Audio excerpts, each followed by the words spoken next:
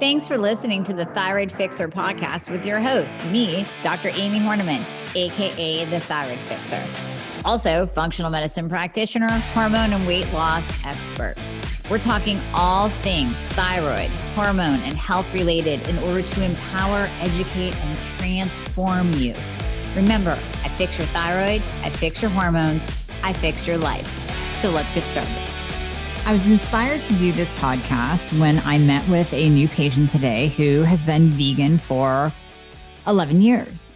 And we were talking about, and she was open to changing her diet after dealing with, of course, Hashimoto's and menopause onset at an early age, accompanied with varying levels of FSH and estrogen. And at first, I really couldn't figure it out when I was looking at the labs and seeing high estradiol levels with crazy elevated LH and FSH, which are the two markers, that's follicle stimulating hormone and luteinizing hormone, that we look at to determine if a woman is in menopause. Crazy high levels indicating menopause, and then looking at the history and seeing low levels, and then seeing low estradiol and then high estradiol, fluctuating like crazy, along with elevated antibodies. And we got into the diet portion of her consultation and found that she, which is no surprise when we're talking about vegans and vegetarians, found that she was eating a large amount of soy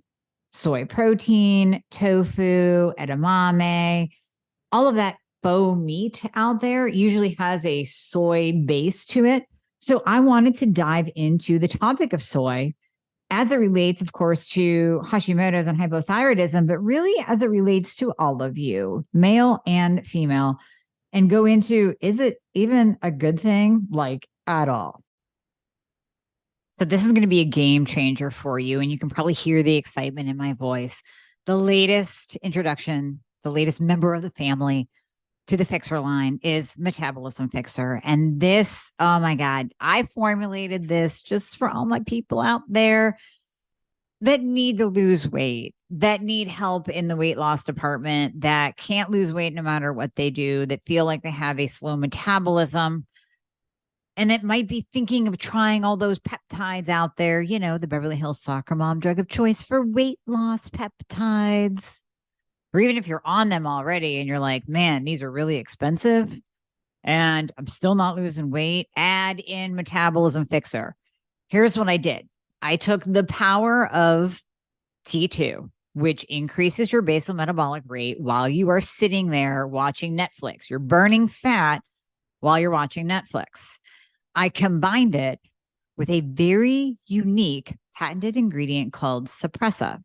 Suppressa has multiple clinical trials backing its efficacy in reducing your appetite, decreasing snacking, and providing way more control over your food intake. It is amazing. We also see improved emotional well-being, just decreased food cravings all around, reduced hunger, and weight management.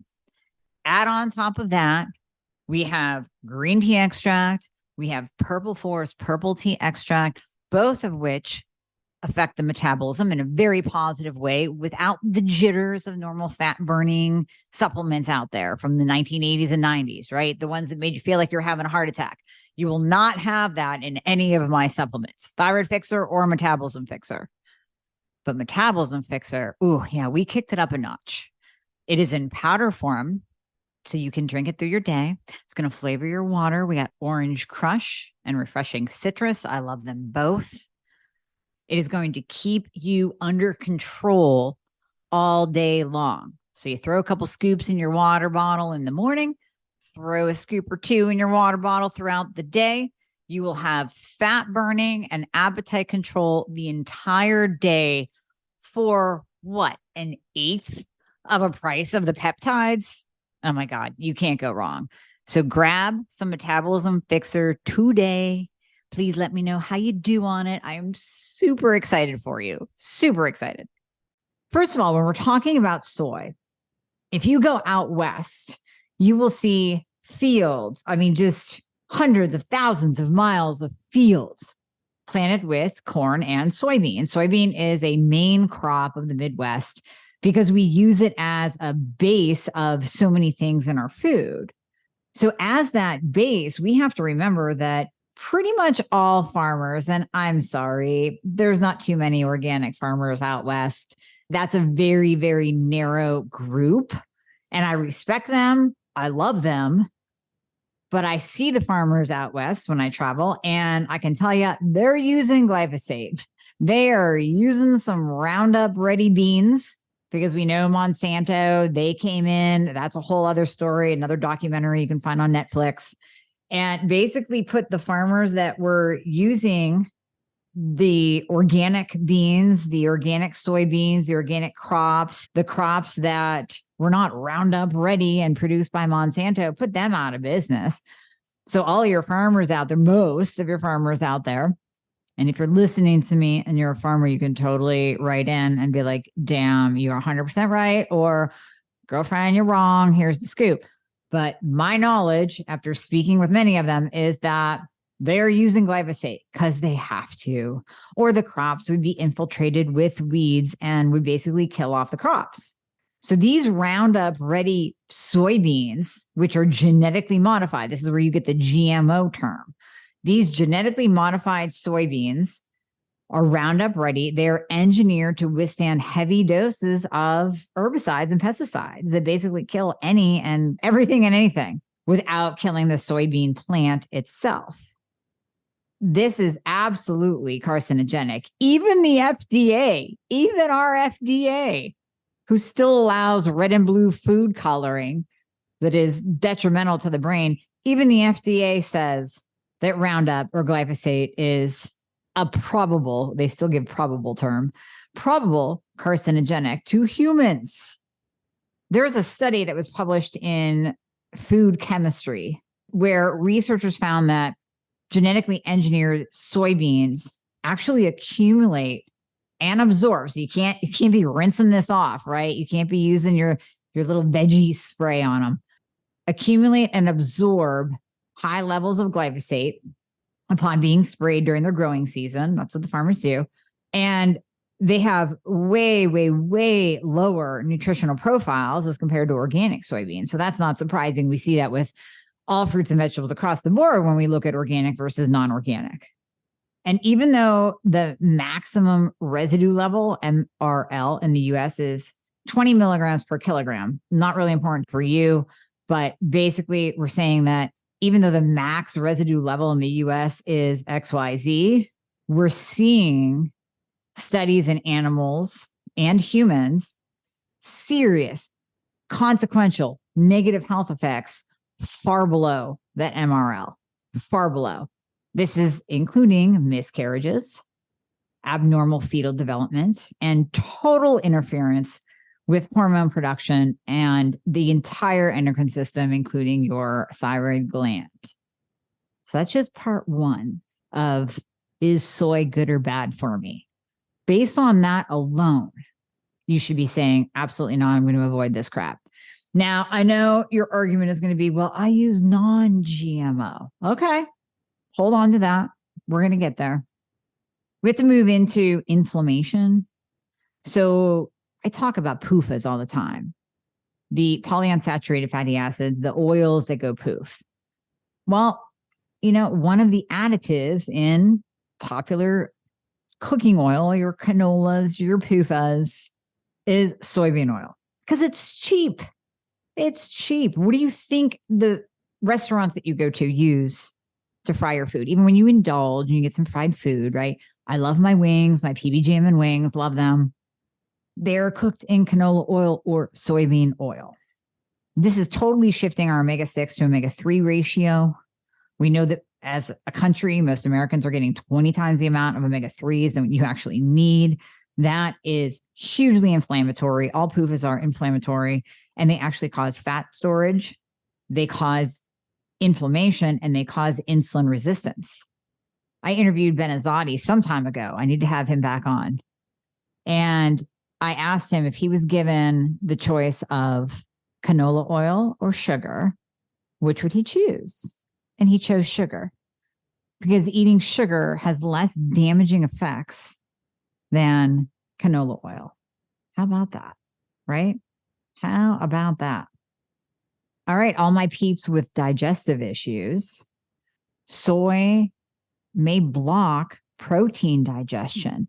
Now, here's the issue. How often do I talk about the importance of protein intake? Many of you ladies are low in protein intake, notoriously low in protein intake. And I've talked about the importance of protein.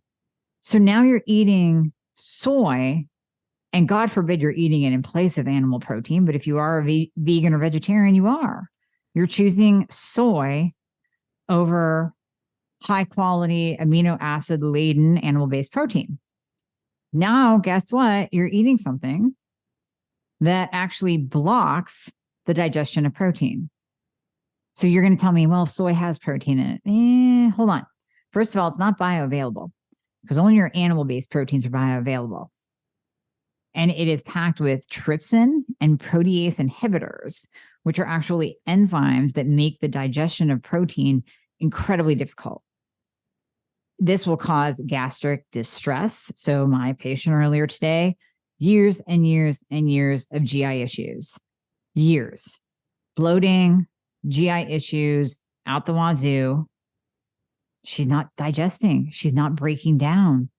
Even the protein that's in the garbage replacement products for meat, the faux meat, not breaking down that protein. So not only is soy not bioavailable, it's also blocking digestion and causing GI distress. It also causes a deficiency in amino acid uptake.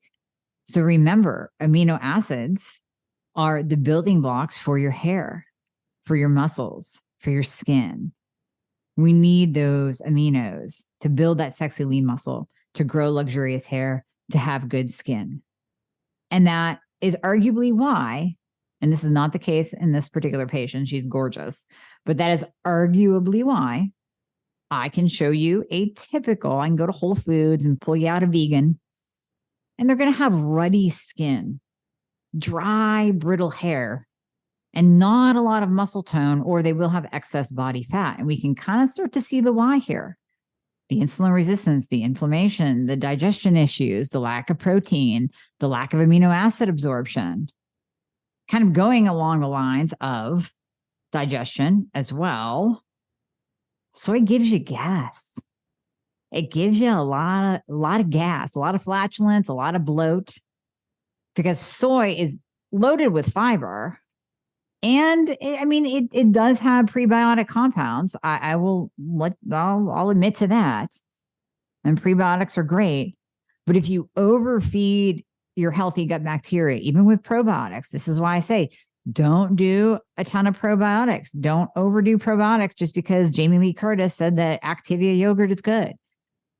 Because that can actually harm your gut flora balance by overfeeding some and underfeeding others of the good guys.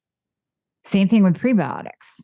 If you overdo prebiotics, if you overdo soy, you start to get that imbalance, and that's going to build up methane and flatulence, and you're going to be bloated. Now, the other downfalls of soy, we know that it is goitrogenic, meaning that it can cause a downregulation of the thyroid gland and can actually cause goiter.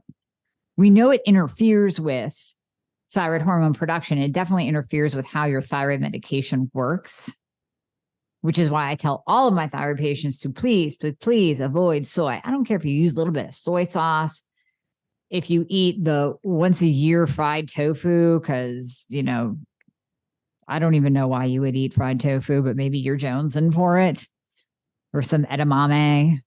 But you should not be doing this on an ongoing basis, or really even more than that amount, because it will downregulate your thyroid production.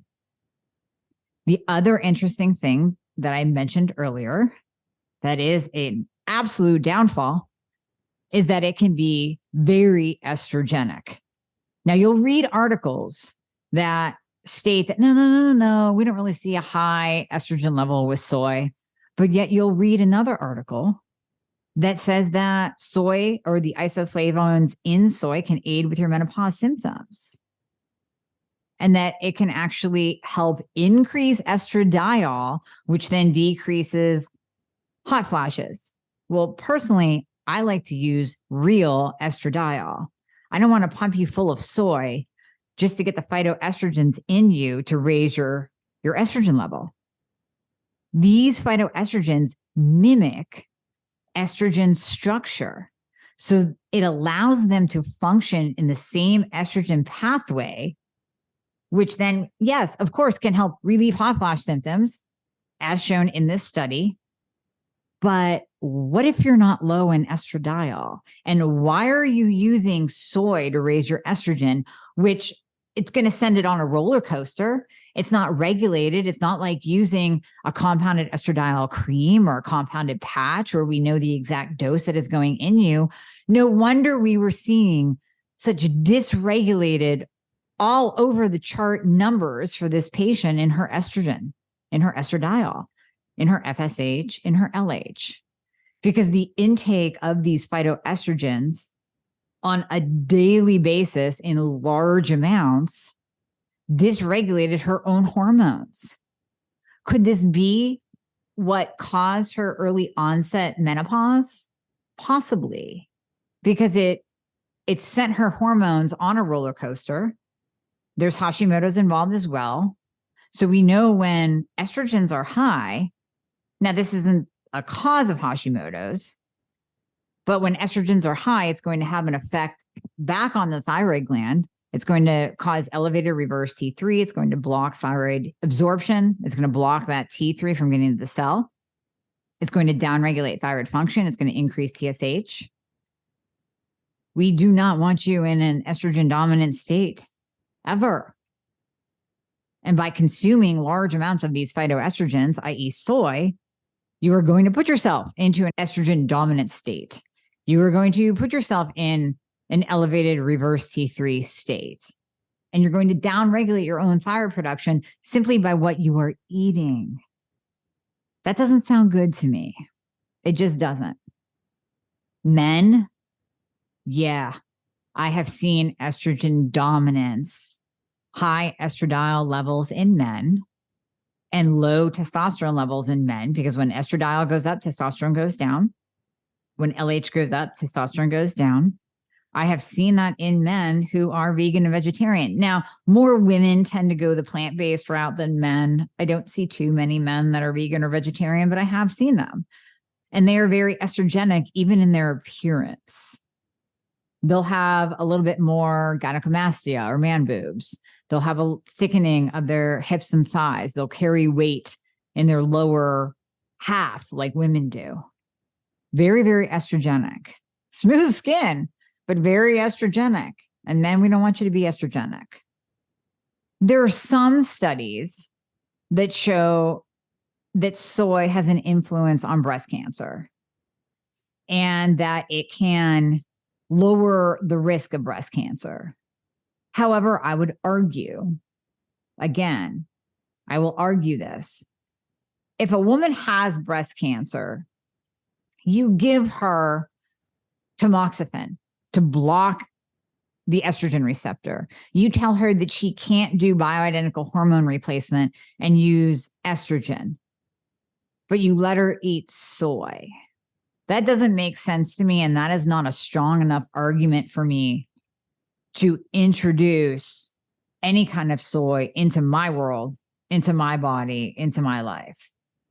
The other benefits that we'll see, because I don't want to just bash it, I want to at least go over some of the documented benefits of soy, and let's weigh it. Let's say, is this worth it or not?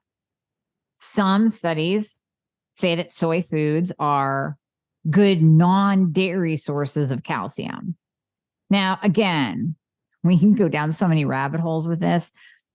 If eating soy is depleting your minerals, and we know that minerals are vital for thyroid hormone production, for how you feel. Low magnesium makes you constipated, makes you more anxious. Low zinc levels makes you more anxious. Low mag can have an effect on your T4 to T3 conversion. It can cause muscle tightness. if we know that overconsumption of soy depletes our mineral status, can we honestly say that it's worth it just for maybe having a little bit of extra calcium, which honestly, I don't even like. When it comes to bone protection, your biggest source of bone protection, your biggest, we'll say tool or tools, plural, are vitamin D, vitamin K, magnesium, and estrogen. Now, they're saying that soy could be beneficial to your bones because it's a non-dairy source of calcium. They did not touch on the fact that this raises estradiol, which I would argue a stronger argument of it's raising your estradiol. We know that estrogen is vital for bones. And then, yes, let's add on lifting heavy shit and doing weight-bearing exercise. But calcium isn't even that strong of a contender in overall bone health, not compared to other minerals, not compared to estrogen, not compared to lifting heavy. It's way, way, way low on the totem pole. Calcium interferes with thyroid hormone absorption, just like soy does. So why in the world would we use that as a good source of calcium? No, I call BS on that. I call BS. Another study says that it lowers LDL. Well, you will see coming up very soon. I'm bringing in a specialist on cholesterol to debunk all of that.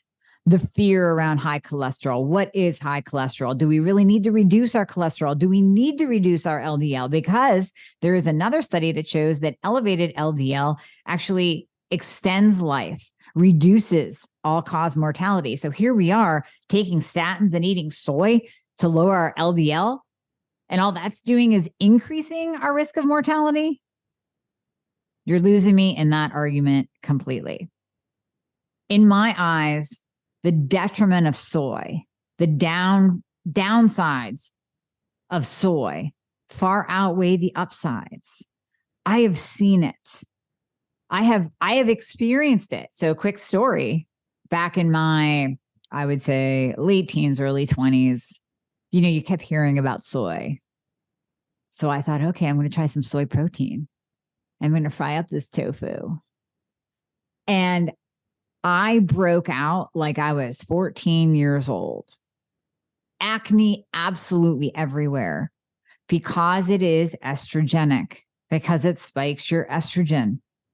And that put me in such hormonal chaos that I broke out everywhere.